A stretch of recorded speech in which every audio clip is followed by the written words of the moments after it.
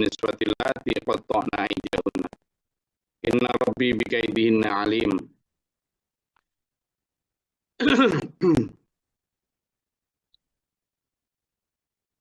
Kalau dilihat di sini,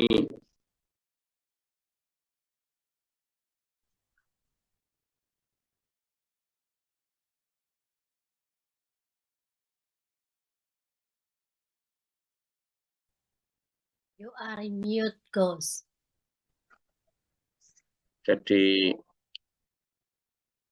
dari ada yang mau baca lagi?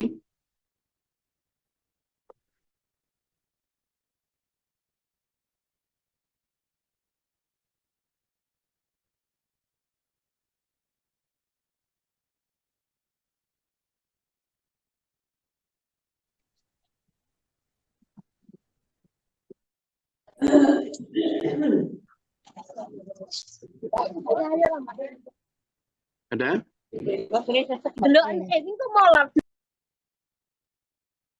Oke.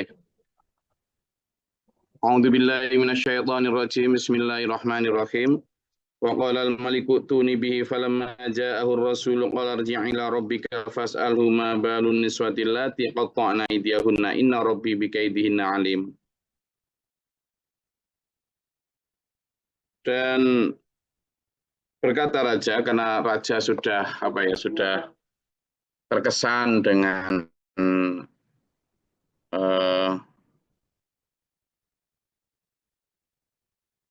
penjelasan takwil mimpi dari Nabi Yusuf, maka dia pun kemudian menyuruh utusan, coba datangkan, bawa dia ke sini, si Yusufnya. Datangkan dia, bawa ke sini, mau tak tanyain tentang beberapa hal. Maka seorang utusan datang kepada Nabi Yusuf di penjara. Falamma ja'ahu rasulu, menyampaikan bahwa dia panggil raja. Apa kata Yusuf? Enggak kok langsung senang. Enggak. Yusuf punya prinsip. Nabi Yusuf punya idealisme. Falamma ja'ahu rasulu, qala, berkata Nabi Yusuf, irji, kamu balik ila rabbika, kepada tuanmu, rajamu. Aku nggak mau ke sana, tapi tanya dulu. Fas'alhu ma balun niswati allati qatta'na aydiyahunna. Inna rabbi bikaidihinna alim. Coba dia tanyain, mungkin dia belum dengar gitu kan. Tentang satu peristiwa, ada perempuan-perempuan yang dia dikumpulkan sampai dia melukai tangannya. Coba tanyain sama rajamu itu. Tanyain peristiwanya seperti apa, karena Allah, Tuhanku, sangat mengetahui tentang tipu daya seperti itu. Allah sangat mengetahui. Ini betapa latihan kesabarannya. Jadi Nabi Yusuf mau dikeluarkan, enggak mau dulu, enggak. Dipanggil raja, enggak mau. So, kamu balik ke rajamu dulu.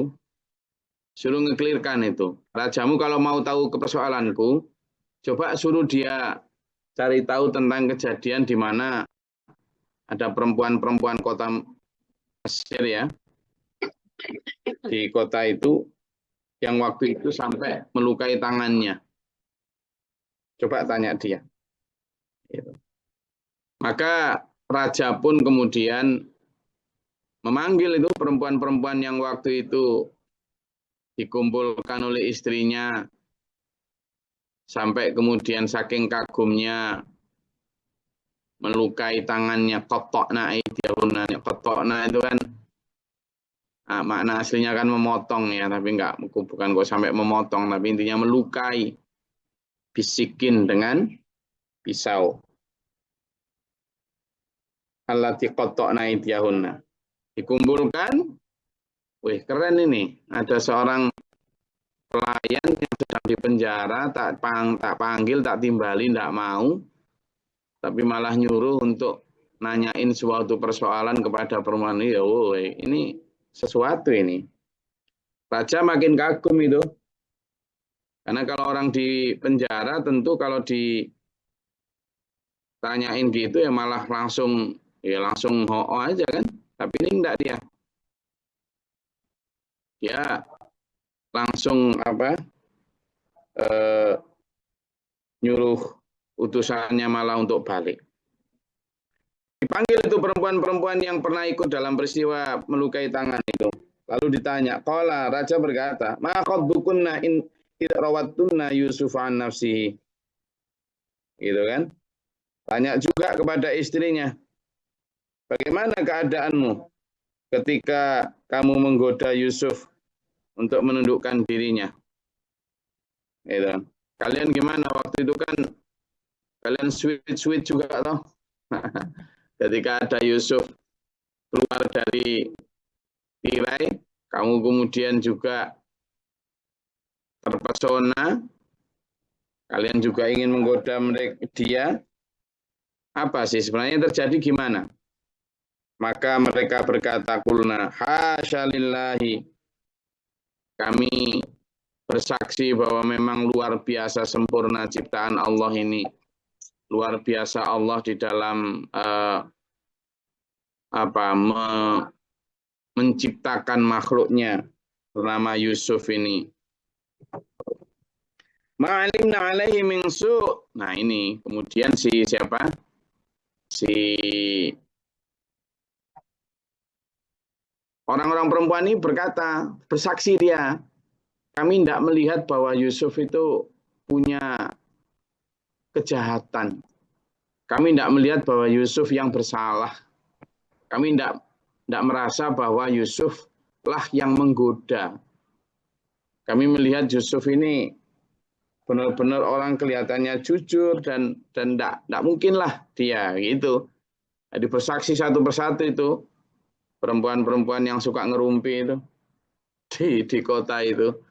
Nah, kalau sudah emak-emak yang bilang kan itu sabda itu, ya kan? Kalau sudah emak-emak yang suka ngerumpi tapi justru membenarkan bahwa Pak Yusuf ini benar, nah itu sudah kan. Kalau sudah emak-emak, kan emak-emak biasanya kan suka ngerumpi yang jelek-jelek tuh, ya kan? Itu loh, ditambah-tambahi kayak gitu kan? Nah ini ada emak-emak zaman kerajaan itu kok malah bersaksi testimoni bahwa ma'alimna alaihi min su'. Kami tidak melihat adanya satu sifat buruk dari Yusuf. Entah karena saking terpesonanya gantengnya Yusuf sehingga ayo dibelo ae arek ganteng. Gitu. Entah itu kalau misalnya orangnya pesek hitam gitu, welek itu Pak. Entah gitu atau enggak namanya perempuan perumpi ya kan. Tapi ibu-ibu di dewasa itu ya jujur juga dia. Tidak hanya karena gantengnya Nabi Yusuf, tapi memang Nabi Yusuf tidak memiliki celah untuk berbuat ke arah sana. Mungkin ya, mungkin juga. Kita nggak tahu kejadiannya seperti apa. Pada saat mereka disediakan tempat duduk, lalu disediakan buah, lalu disediakan pisau, lalu kemudian suruh ngupas, kemudian Yusuf disuruh keluar.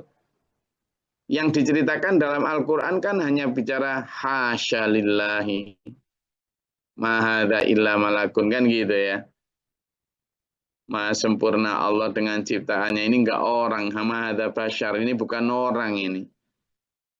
Ini malakun, ini malaikat ini. Nah, apakah hanya berkata begitu ataukah sampai Yusuf? Gitu kan kita juga enggak tahu juga kan waktu itu. Yusuf. Setelah itu kita juga nggak tahu apakah juga, karena pertanyaan dari raja kepada mereka kan, ma khabukunna id rawattunna. Apa sih kejadiannya pada saat kalian menggoda Yusuf itu? Kan berarti dari situ bisa disimpulkan bahwa ketika Yusuf keluar disuruh sama Zulaikha itu, perempuan-perempuan ini selain berkata hasya lillah, bukan sempurna ciptaan Allah, Mada Bashar ini bukan manusia, ini malakun. Selain berkata gitu, mungkin juga dia berusaha untuk menggoda kayak Zulaikha menggoda ke Yusuf, toh? Gitu. Namanya ketemu orang ganteng, Nah, ini kejadian baru. Kalau sejak dulu namanya peradaban lama itu kan laki yang goda perempuan ya. Baru-baru ini aja perempuan berani goda laki-laki zaman modern ini. Kalau dulu nggak mungkin lah, nggak mungkin. Wes hampir nggak mungkin itu apa?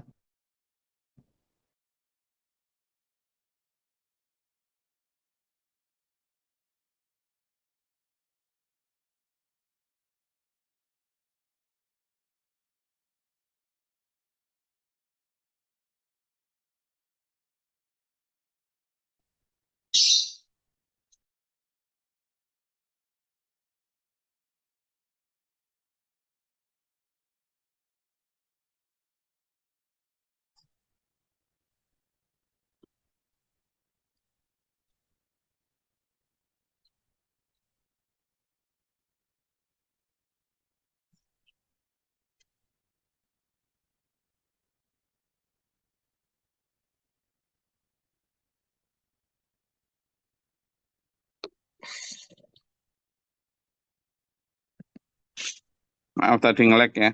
Jadi kalau kita lihat bersama bahwa di masa itu pun ternyata sudah mulai. Jadi manusia-manusia modern sekarang mungkin niru itu ya.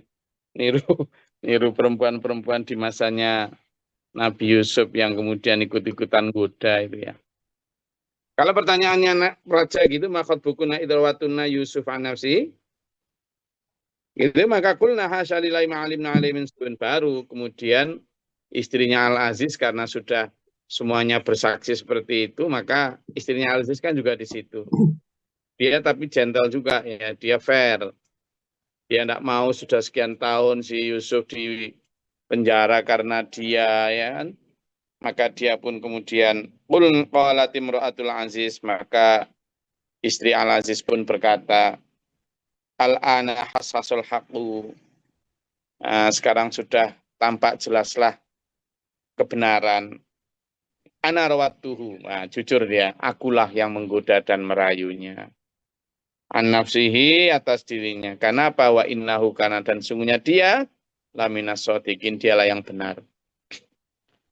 Sudah berapa tahun ada yang menyatakan Nabi Yusuf itu di penjara lebih dari 7 tahun itu. Oh, 7 tahun, Rek. Jadi Nabi Yusuf di penjara selama 7 tahun. Dan harusnya 7 tahun, tapi kemudian bertambah lagi. Karena apa? Si temennya itu kan lupa itu ngasih tahu kepada rajanya itu. Harusnya kan udah keluar.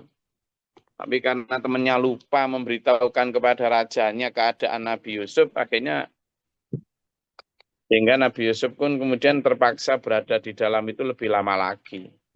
Kan gitu itu. Nah, akhirnya dialah yang benar. Karena waktu dulu ditanyain kan rudamin kubulin atau rudamin duburin itu kan sudah jelas rudamin duburin. Artinya yang benar berarti Nabi Yusuf. Tapi karena ya ngelawan istri raja ya kan, ya enggak mungkin menang lah. Jangankan lawan istri raja, yang sekarang baru ngelawan gak jelas saja nggak menang. Gitu kan? Jadi ternyata abuse of power, ternyata penyalahgunaan kekuasaan dan ketidaktegaan keadilan itu sudah ada sejak dulu. Setelah Imratul Aziz bersaksi bahwa Yusuflah yang benar dan dia mengakui kesalahannya, maka Yusuf pun baru berkata, "Dzalika, ya demikian itulah liya'lama anni lam akhunhu bil ghaibi." Ini jelas-jelas agar dia si raja tahu bahwa aku tidak mengkhianatinya ketika dia tidak ada. Aku tidak pernah mengkhianatinya. Wa annallaha la yahdi kaidal khainin, dan Allah tidak akan pernah meridhoi tipu daya orang-orang yang berkhianat. Wah, ini apa ya? Betapa Nabi Yusuf dengan dignitinya, dengan apa? Kehormatan dirinya ditegakkan dia. Wa ma ubari'u nafsi, dan aku juga tidak pernah bermaksud untuk berlepas diri dari tanggung jawab. Enggak. Tapi kalau misalnya karena itu kemudian aku harus dipenjara, biarlah aku dipenjara. Kan kemarin itu. Dan as-sijnu. Kan aku lebih memilih penjara. Kan gitu. Qala rabbi as-sijnu ahabbu ilayya. Mimma yad'unani ilaihi. Jadi aku lebih memilih penjara katanya begitu. Ya. Nah, wa anallahu la yahdil kha'inin wa ma ubarinu inna nafsal ammaratun bisu'i illa ma rahima rabbi. Karena memang sesungguhnya nafsu itu selalu selalu mengarah kepada kejelekan. Nafsu itu selalu mendorong kepada kejahatan, kecuali nafsu yang diridhoi Allah. Nah, berarti ada sebenarnya nafsu yang diridhoi Allah, apa? Nafsu yang dikendalikan. Misalnya nafsu makan. Ya. Nah,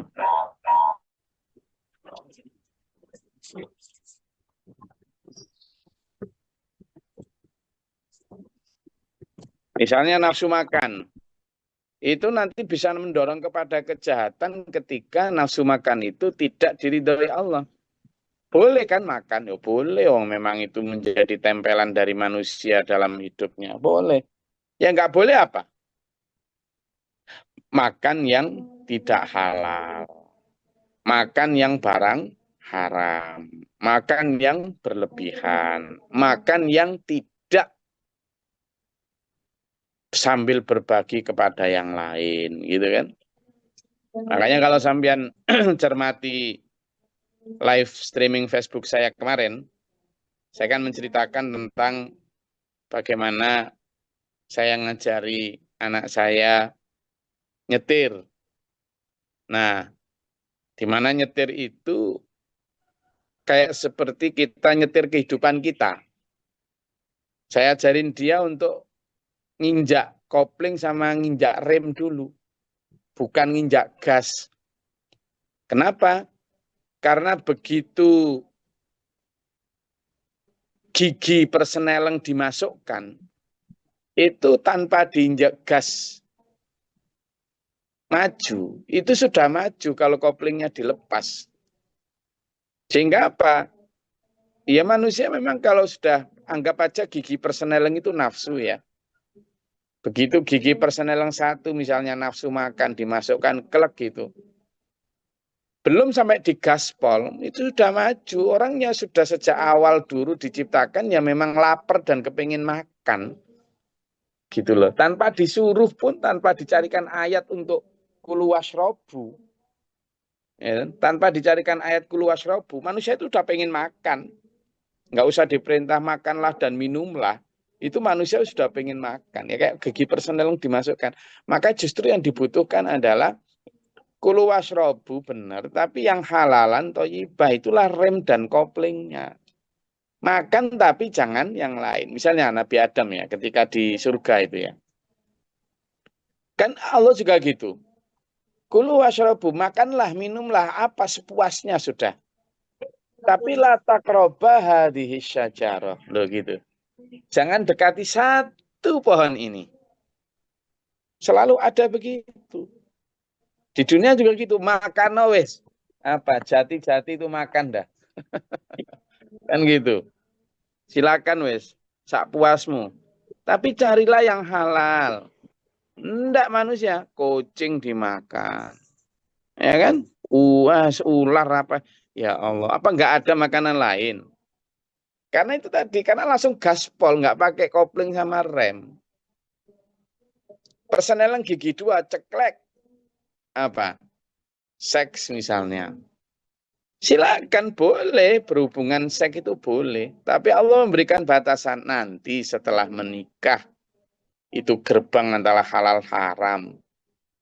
Oke, boleh setelah nikah. Setelah nikah pun ada rem lagi. Apa? Kalau pas puasa Ramadan jangan di siang hari. Hanya boleh malam hari. Oke.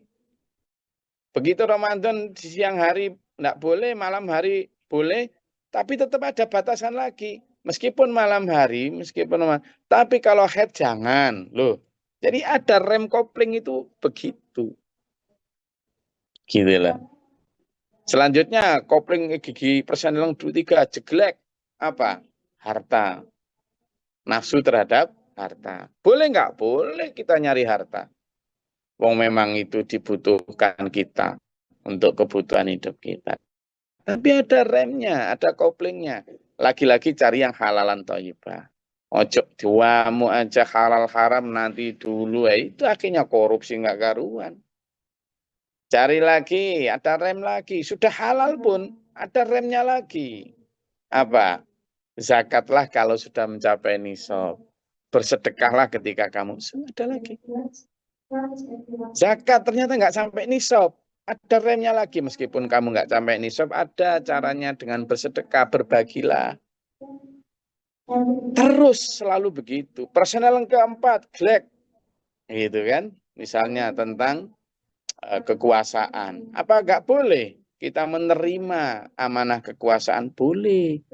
Tapi Rasulullah jelas-jelas jangan minta kekuasaan.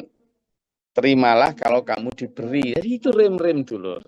Makanya di sini disampaikan semua nafsu, kata Nabi Yusuf, inna nafsala ammaratum bisu. Semua menuju kejahatan, illa kecuali ma rohima robbi. Apa yang dirahmati atau diridhoi oleh Allah. Dan nafsu yang diridhoi Allah adalah nafsu yang telah melalui rem dan kopling tadi. Lah ini ndak manusia. Maunya gaspol aja.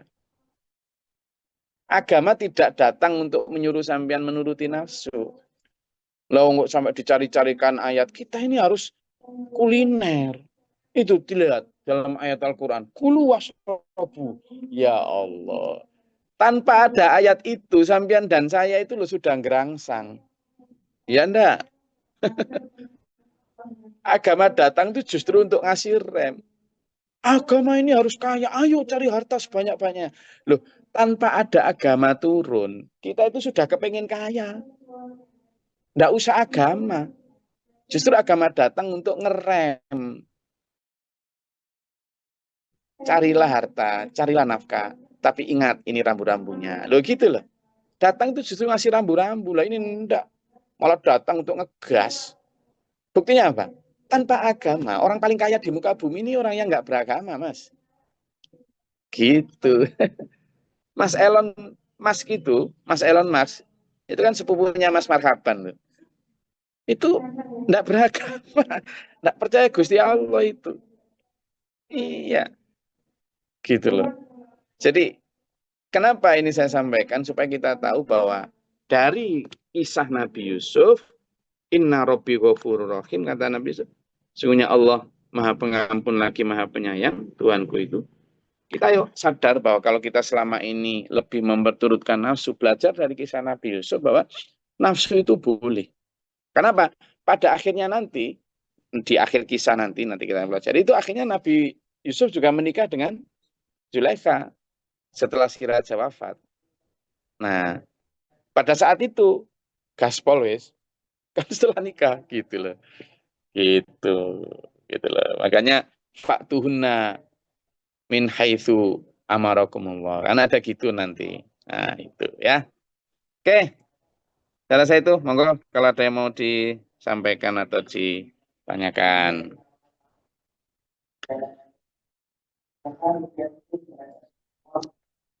Izin Gus. Silakan. Tadi Gus bilang kalau eh, tidak boleh meminta kekuasaan. Ini aku baru dengar nih. Ya. Kenapa baru dengar Bu Dia?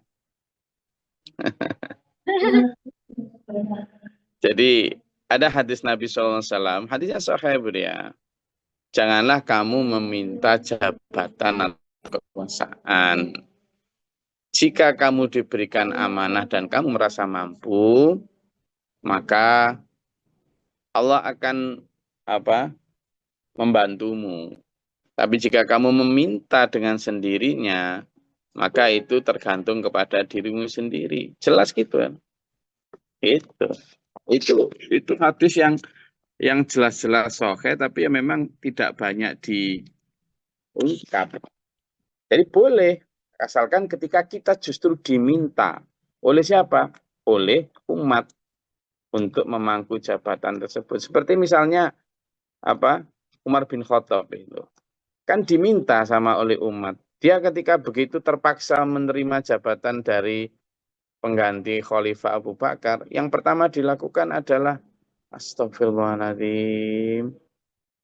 Dia berlindung kepada Allah karena tidak mau nangis dia. Nah itu orang-orang yang begitu itu yang insya Allah akan justru amanah. Tapi kalau orang yang justru geruang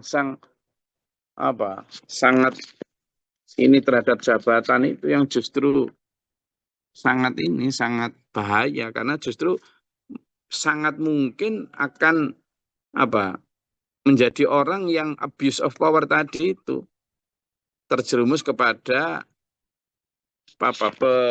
penyalahgunaan kekuasaan gitu. Itu. Jadi hadis ini saya bacakan ya hadisnya. Ini diterangkan oleh Sahih Bukhari maupun Sahih Muslim. Bahkan juga diterangkan oleh Abu Dawud, oleh An-Nasai, oleh At-Tirmidzi. Jadi ini sangat kuat hadisnya. A'udzubillahi minasyaitonir rajim. Bismillahirrahmanirrahim. An Abdurrahman bin Samurah radhiyallahu anhu qala li Rasulullah sallallahu alaihi wasallam, ya Abdurrahman bin Samurah, la tas'al imaratah. Nah, inilah dari Abdullah bin Rahman, jadi diriwayatkan oleh Abdurrahman bin Samurah. Wahai, dia berkata, Rasulullah SAW bersabda kepadaku. Ya, qala li Rasulullah SAW. Ya Abdurrahman, hai Abdurrahman bin Samurah, la tas'al al-imarah. Janganlah kamu minta jabatan, kata Allah. Fa innaka in utitaha an mas'alati. Tapi karena sungguhnya jika diberi jabatan itu am mas'alati, karena permintaan, ukilta ilaiha, pasti jabatan itu akan diserahkan kepadamu tanpa pertolongan Allah, kata Nabi. Wa in utitaha min ghairi mas'alatin, tapi jika jabatan diberikan kepadamu bukan dengan permintaan kamu, maka kata Nabi, u'inta 'alaiha, maka kamu akan ditolong Allah Azza wa Jalla. Ala yamini, dalam melaksanakan jabatan itu. Fara'aita ghairaha khairum minha fakaffir an yaminika wa'til ladzi huwa khairun. Dan apabila kamu bersumpah dengan satu sumpah jabatan ini, kemudian kamu melihatnya selain lebih baik darinya, kamu ingin batalkan, maka bayarlah kafarah itu dan dari sumpahmu dan kerjakanlah yang lebih baik darinya. Hadis itu Sahih Muslim, dalam Sahih Bukhari dalam hadis nomor 6622, 6722, 7146, 7147, dalam Muslim hadis 1652, Abu Dawud 2929, 3277, dalam At-Tirmidzi hadis 1529, An-Nasai 5384, 3782, 3783, 3784. Nah, kurang apa coba? Gitu dia. Jadi insya Allah yang saya sampaikan berdasarkan hadis semua. Nah, apakah tidak boleh? Boleh kata Nabi tadi. Tapi itu tadi, sampean harus tahu konsekuensinya. Karena itu masuk dalam nafsu perseneleng tadi. Sama dengan makan, boleh. Ada batasannya, ada remnya, ada koplingnya. Kekuasaan boleh. Tapi itu tadi, beranikah sampean menerimanya begitu dengan konsekuensinya. Itu dia dan seluruh. Sedangkan zaman now orang malah bayar-bayar untuk itulah zaman now. Makanya zaman now. Itulah Budia, makanya banyak yang sudah mulai meninggalkan hadis ini. Boleh, tapi seperti Umar bin Khattab tadi itu. Gitu kan. Oke, ada lagi?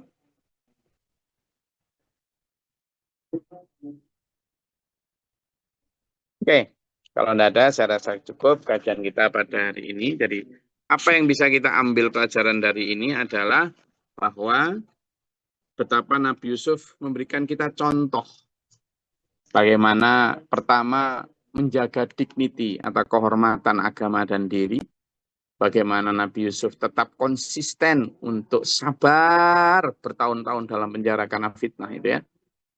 Betapa beliau tidak gerangsang keluar, tapi pentingnya untuk bayinah atau kejelasan hukum.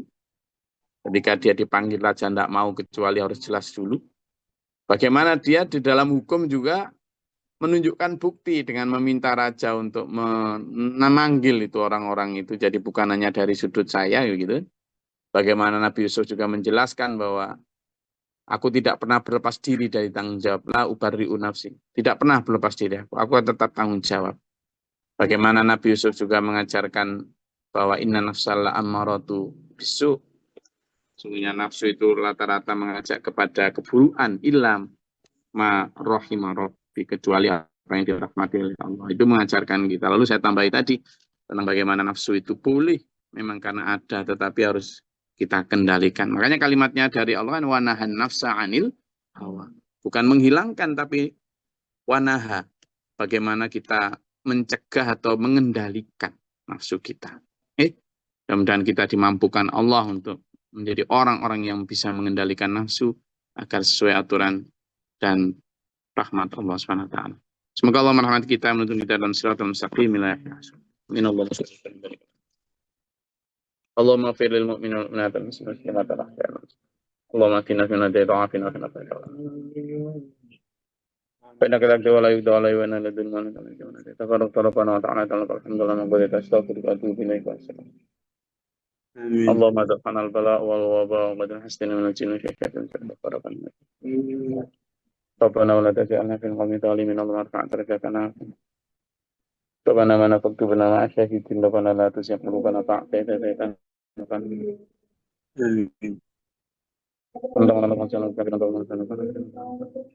Amin. Amin. ربي أعوذ بك من وجد الشيطان ومن ربي أعوذ بك من الشر. ومن كان نبأ فرحمة بك اللهم أجلنا رحمة وإحسانا.